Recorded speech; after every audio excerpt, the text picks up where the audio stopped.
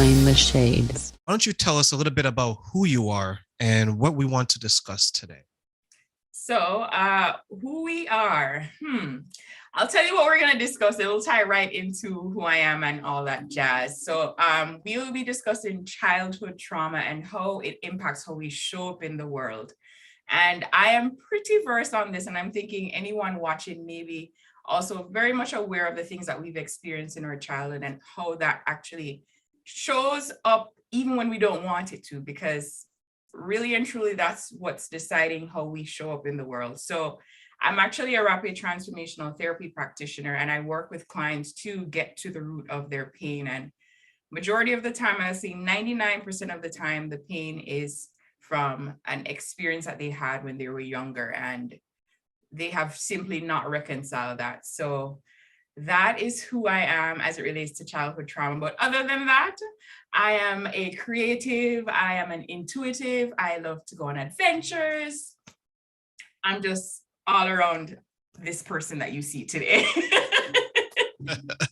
She's all around happiness, bubbly, with full of energy, and she's here to share some of that energy. Some of that, not all of it, but some of it, absolutely. So when you say childhood trauma, because I know we talked about it briefly, for those who don't know, or for those who maybe are looking to identify it within themselves, what in general is childhood trauma? Childhood trauma are experiences that have altered how you see the world, how you perceive the world. And we're actually going to go a little bit more deeper into childhood trauma and speak on complex childhood trauma. So it's that continuous traumatic experience, traumatic event that you've gone through that ultimately has shifted how you view the world. So for someone that has complex PTSD per se, their mind isn't typically wired the way that, say, a secure person with someone without it is wired.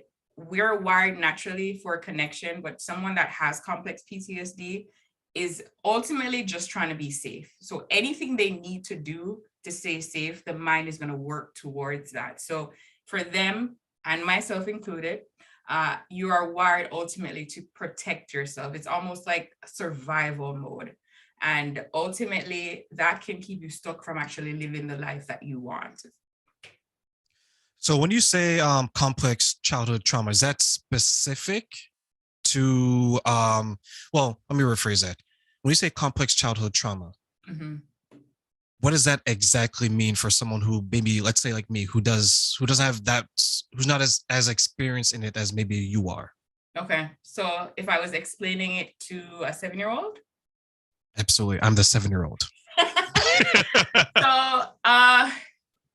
So you are in an experience, say you're walking on the street and something happens and your first thought is, I feel bad, or this doesn't make me feel good. It's connected to your feelings. It's not necessarily a thought. It's how does that make me feel, and what is it that I am, or how am I perceiving this event, and what meaning I'm giving to that? Because with trauma, it's not necessarily the event itself. It's how and what meaning we're giving to that event to be about us ultimately. So you're walking down the street, someone looks at you a certain way, you'll think, okay, well, that doesn't make me feel good. It doesn't make me feel good, so that hurts, and it hurts because something is wrong with me, and if something is wrong with me, I'm bad. It's just, you see how you go down to that storyline and just the interpretation that you've given to something so simple, and it may not have anything to do with you, but you make it mean something about you ultimately. So does that mean that sometimes, since you mentioned it's a situation that we can perceive and then it's how we feel, is there some of us that maybe will perceive as a situation as impacting us negatively, but it's not necessarily so? It is possible. It's entirely possible because a lot of us perceive things based on a past experience, and it's something that we, yes, have control over, but ultimately your mind is wired to protect you. It's wired to move towards what is familiar. So if you're in a situation that reminds you of something that happened in the past, it's going to bring that situation up to be like, okay, remember the last time this happened, this was the outcome. So you're automatically just on alert to thinking that that's the outcome, when in reality, what is happening in front of you may not have anything to do with that memory. Because I think I was in a situation like that because as an adult, there's some things that would bother me. Yeah, And I had a difficult time trying to figure out why, because it seemed so simple in nature. yeah. But then when I started to remember, or I asked, I was like, hey, this is what has happened to me in this childhood. It's like when an example would be when I watch a movie Mm-hmm. and I see scenes of people being bullied or attacked, and the person who's going through that, you know that they're defenseless, but people still will pick on them. It Yeah. made me remember a time where I saw that at a young age. I saw that in front of me and I felt powerless to help. Mm-hmm. So that's my understanding of it. Is that accurate? It is very accurate. It brings you back to an experience you've had, you being a part of the experience. So it doesn't necessarily have to be an experience that was happening to you, but you could have seen it, you could have been perceiving it. Just like a child that experiences their parent being abused. They're a part of that experience. And why that's the case is because as a child, the world is an extension of you. This is your world. So anything that's happening around you in your mind is because of you. So you attach a personal meaning, a personal interpretation of what's happening outside of you and how you're feeling as what it means. And that's what is actually happening when that's not necessarily true. And how do you help others deal with that? Because as an adult, I don't know if I want to go back and revisit my childhood, especially if it's one where there's trauma there that I'm kind of like, okay, let me put it in the closet with the rest of my kid toys. And maybe one day when I'm old and gray, I'll look at it. Like, how do you help us deal with that? To be honest with you, you're not helping yourself if you don't, is how I look at it. And let me give you some context. Without knowing what's happening or what happened back then, you're really honestly keeping yourself stuck because whether you like it or not, it's going to show up in how you respond in relationship, in how you respond at work, just your daily interactions, it's going to show up. So I think it would be beneficial, and I feel wholeheartedly that it would be more beneficial to you to know what's causing that. And I get it, to go and observe that because I see it as you observing it. You're not necessarily reliving it. You're really just watching it like it's a Netflix series. Yes, the feelings come up, but now you're no longer that, say, 7-year-old. You're now the 30-year-old who has the tools and isn't powerless versus that 7-year-old who was, right? And their whole livelihood depending on that caregiver protecting them, loving them, keeping them safe. Unfortunately, that may have not happened, but you, the 30-year-old today, knows how to do those things for yourself. So you really would just be reviewing it versus reliving it. And even if you were to relive it, you now have the tools, hopefully. Hopefully, Hopefully. right? Hopefully, because that could bring, because you're putting, like, I'm looking at was you and I, Mhm. right? We look similarly, probably similar background. Mhm. It's not talked about much Yeah. in our culture, right? Or in our community. Okay. And if it is, it could be interpreted as our parents weren't good parents. And that's not necessarily so. It could be that maybe the parents didn't have the tools to help their children because they weren't provided with those tools themselves. And then we hear about the generational trauma, things of Yeah. that nature. So when we are looking to help people and when other people are looking to help people, where do we necessarily start if we're going to start with if we're not going to start within ourselves because we just may not know, right? Mhm. Like, where should we start? Is it as simple as just saying that, as you mentioned, it's better to do something than not to do something and then go from there? Or is it more like an outward in approach versus an inward out approach? Okay, this one is a little bit of a challenge for me, and it's only a challenge for me because I am not like everybody else. You're not like everybody else. So I can't necessarily tell anybody how to do it for themselves, but it's for me, I recognize that I didn't like feeling powerless. I didn't like just existing. And I was like, I cannot give my power back to anybody else. I need to start holding on to my power and figuring out why I keep attracting the same people, why I keep attracting the same experiences. I'm clearly the common denominator. So there has to be something going on in me, right? Things are happening with everybody else and they don't have the tools, and that's their responsibility. And I have this saying where it's not your fault that you experience the things that you experience, but now the 30-year-old, it's your responsibility. If it's not serving you, then it's time to do something different. But if it's serving you, then stay where you are. And chances are it is not serving you. So it's just time to do something about it. And that can start with just owning your stuff. Because a lot of us know some of the things that we do, the behaviors that we have are unacceptable. And in just saying that, okay, I know this isn't okay, what can I do to make it different is the next step. That takes courage. That takes a whole bunch of courage to say that, because for you to say that I'm the common denominator, I don't even think most people will say it's me. We're not right? taught to do that. We're not taught to do that. We're not taught to be, oh, it's me, it's always, but you don't realize when you're pointing the finger at another person, you're pointing 3 fingers right back at you. So you keep attracting that unavailable man because maybe you're unavailable. You are not setting boundaries. You're not expressing your needs.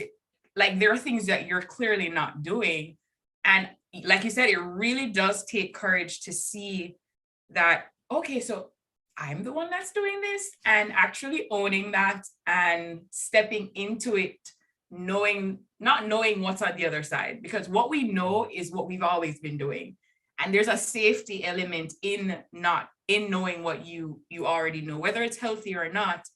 And then there's this unsafe element in not knowing what could be on the other side. But for me, it was like, this right here, it can't get any worse than this. So it's time to go on the other side. It's time.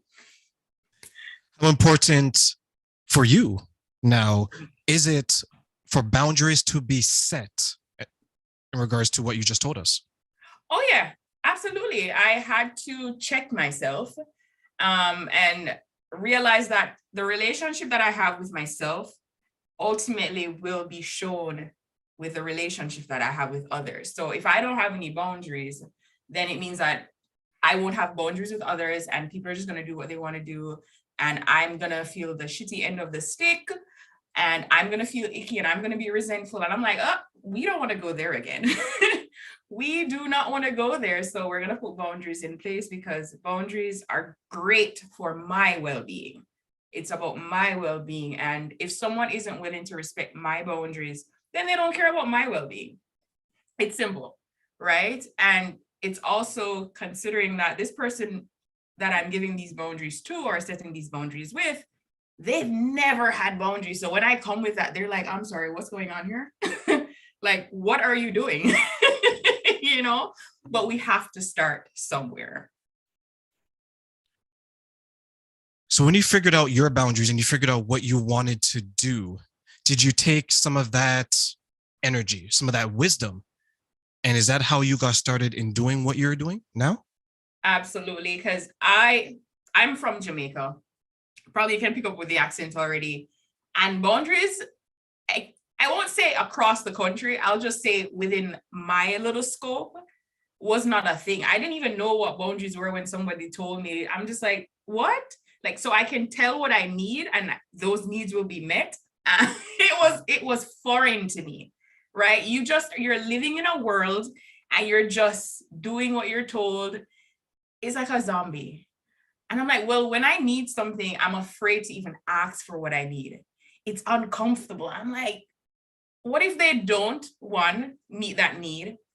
Two, what if they get angry about it? Because that was my experience. I was predisposed to, when I asked for what I need, it was too much for that person. So instead of saying it was too much for them, it felt to me that I was being too much. And then when you feel like you're too much as a kid, you're like, I have to pull it back a little bit because I'm overwhelming this person, not realizing, no, at 30 or 35, that it was because they didn't have the tools why they could not give me what I needed, or they were too, consumed with their own needs that my needs were just put in the back. And that's not what a caregiver is supposed to do, but that's what my experience was. And I think that we put so much emphasis on the other person, because in a way, many of us are broken. Many of us have some type of issue that we need to deal with. And instead of maybe becoming complete or complete enough, we think that Caurel's going to fix me Oh, instead yeah. of me fixing myself. Are there some steps maybe that we can take to put us in a better position to be a better person if we want a relationship going forward? Yeah. I think we're great people. And take it or leave it, I think we're great people. We just have terrible behaviors, terrible patterns, terrible thoughts. We're just so consumed by the very things that are keeping us stuck, that the confusion that may be happening up here, the chaos. I want to please this person, but I also want to please myself. I ultimately always choose that other person because if I choose me, then I'm going to be selfish. No, it's not selfish. And we're going to talk about this mask thing. And I know we hear it often, put your mask on. You cannot be something for another person if you aren't even that version for yourself, right? So it's going from a space of what is the relationship that I have with myself? That dictates a whole lot. How do I speak to myself? How do I show up for myself? How do I meet my needs? And you'd be surprised that you're like, well, the last time I considered myself was years ago. The last time I spoke to myself or spoke life into myself was years ago. I'm always just so critical that, that the judge, the juror, and the jailer is just going off all the time. And that can really spiral you into depression and anxiety because that noise is so loud. And sometimes the noise that you're hearing isn't even yours. It's someone else's criticism of you turning into your voice. And it's just time for you now to hear your own voice. So first step, I would say, is to quiet the noise. How do you do that? Sometimes you really do need to do some introspection and be by yourself for a little bit. That's when you're able to hear your thoughts or some thoughts. And then you can, at that point, decide which is yours, what you want to keep, what you want to throw away. So the first step really is sitting with yourself and evaluating the relationship that you have with yourself.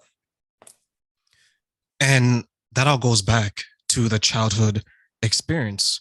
And there was someone I knew who most of the men that she would date, or many of the men I should say that she would date, they were alcoholics. Yeah. And when you pinpoint that is because there's alcoholic abuse in her life as a child, right? Because her parents abused alcohol. So even though you don't want to excuse it, but to her defense, is all that she knew. So this was her template. Yeah. Right? My mom and dad love each other, but there's alcohol. They're always drunk. They argue when they drink, so on and so forth.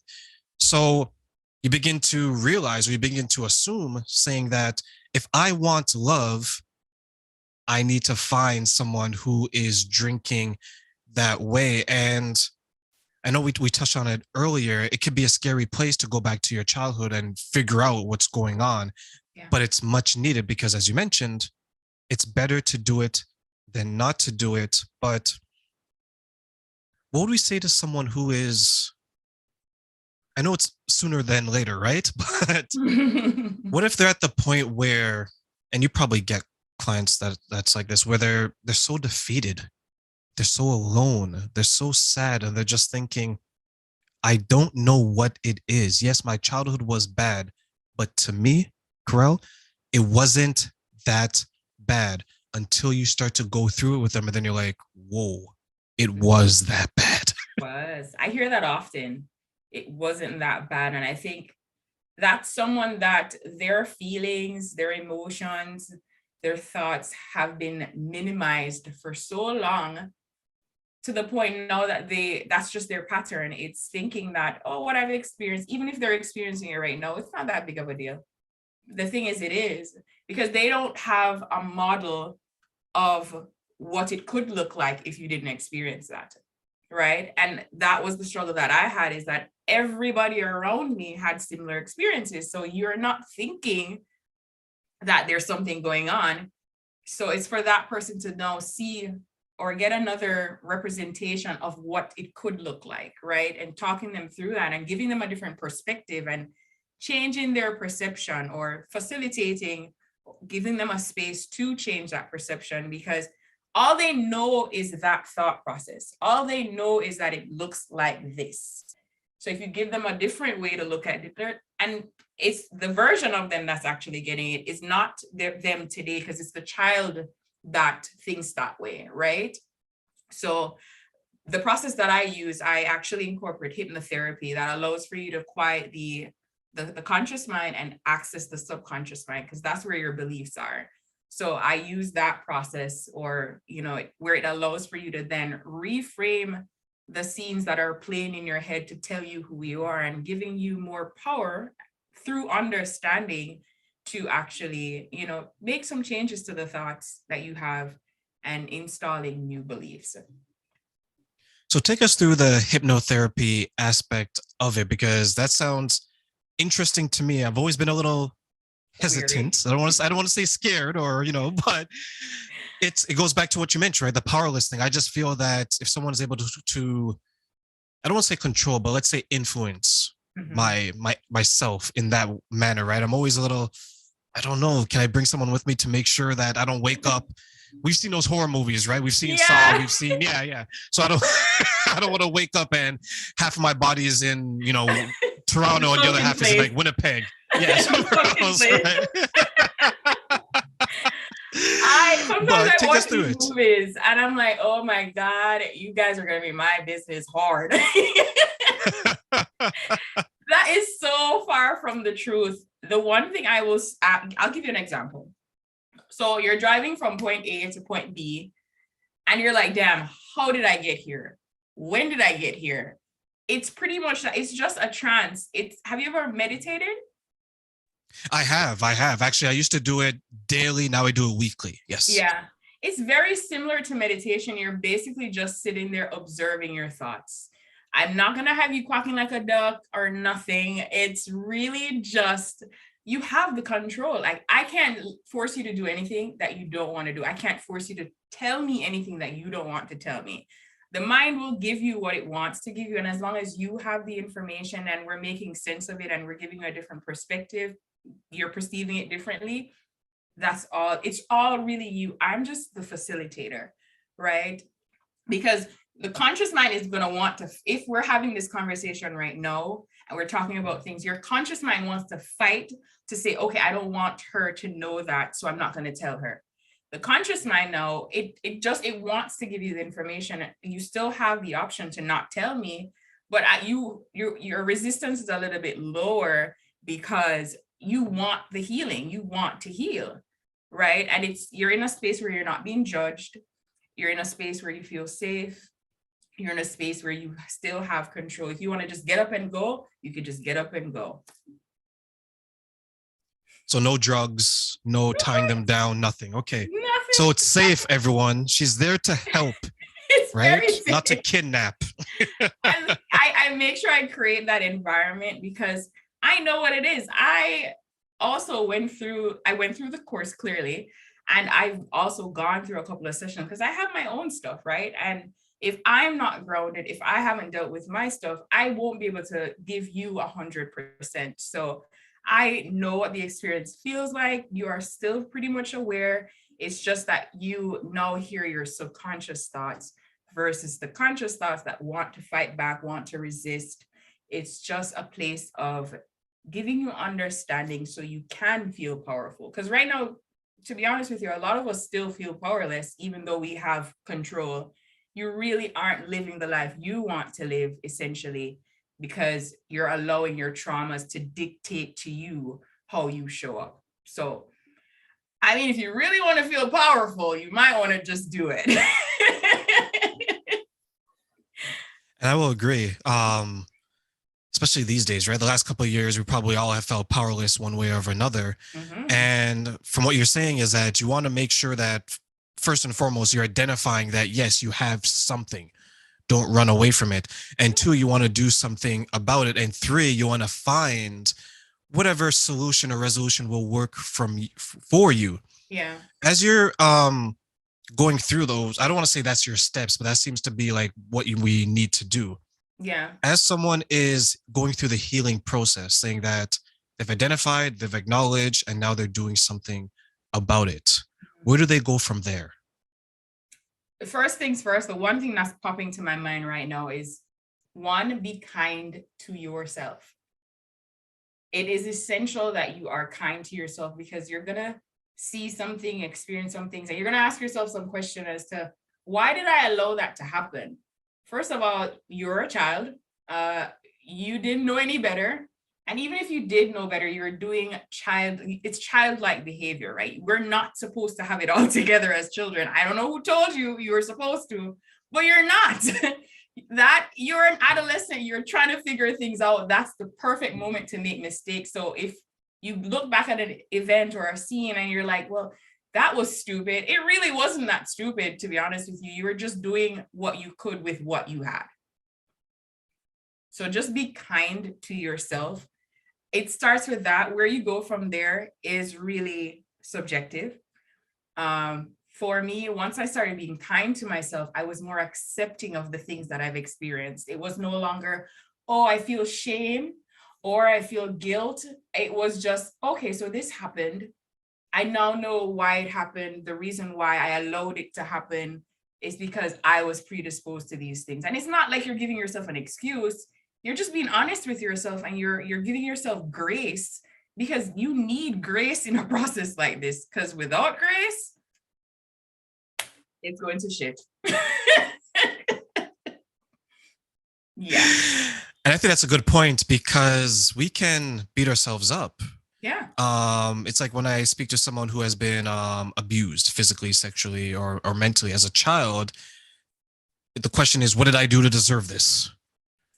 Right? Or how can I have prevented it? Or maybe I could have prevented it if I stopped doing this. Maybe I asked my parents this question too many times. Maybe my grades wasn't good enough. Maybe I wasn't attractive enough.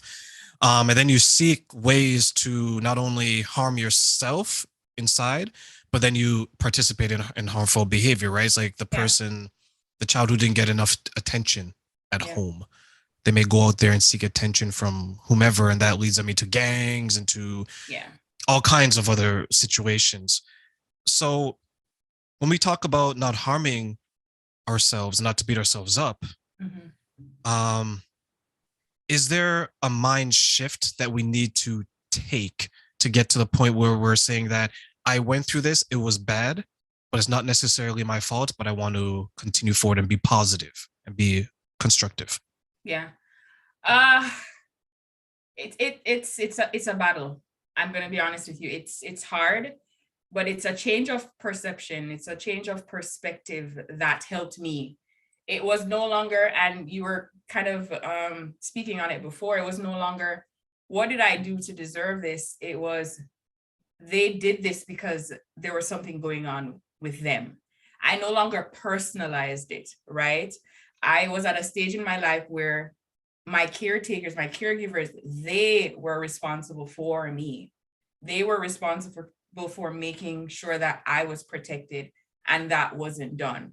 That doesn't mean that I'm not supposed to be protected. That no longer means that I'm not worthy. That doesn't mean that I'm not enough. It's changing the meaning that we give into that situation. And that is hard consciously, because the next day, something else is going to happen and your automatic response is going to be, I'm not enough. I'm unworthy. I don't deserve love, anything along those lines. So it's working with yourself daily. It took years for you to create that belief. It's not going to take days for you to remove it. It's unrealistic. And the one thing that I strive for is realistic change. I can't snap my finger and you're going to be the person you want to be. It does take consistency, because you're worthy of it. And I know somebody told you that you weren't, probably directly, or their behaviors indicated that to you, but you know better today. You know better today. And it's the you that knows better today, but it's the younger version of you that doesn't. So it's working with her or him and talking to them on a daily basis with kind words and giving them grace. That's it for me. So hopefully Build I answered yourself up. the question. No, you did. You did. Okay. Yeah. So build yourself up. Don't Yeah. tear yourself down. And you gotta become your number one fan, right? Yep. Because if you don't cheer yourself on, no one's gonna cheer you on. So, final advice to those listening. What do you want to tell them to lead them into the future? What do I want to tell them to lead them into the future? Who you are is enough. It may not feel like it right now, but you are enough. Like you are here, like something greater than me, something greater than terrain, something greater than your mother, your father, your sister, your brother, something greater than all of us thought you were worthy of being here and you deserved to be here. So you are enough. It's just you have to accept what you've experienced, embrace what you can take from what you've experienced, and turn that into your power. Turn that into something that is more beneficial to you. And just lean in, even when you're getting that resistance, that pushback. And I know I'm talking to the conscious version and it's going to be tough. You're going to get that pushback. You're going to, I'm not even going to hide it. You're going to get that pushback. Push even harder because you know what's on the other side is even better than what you're sitting in right now.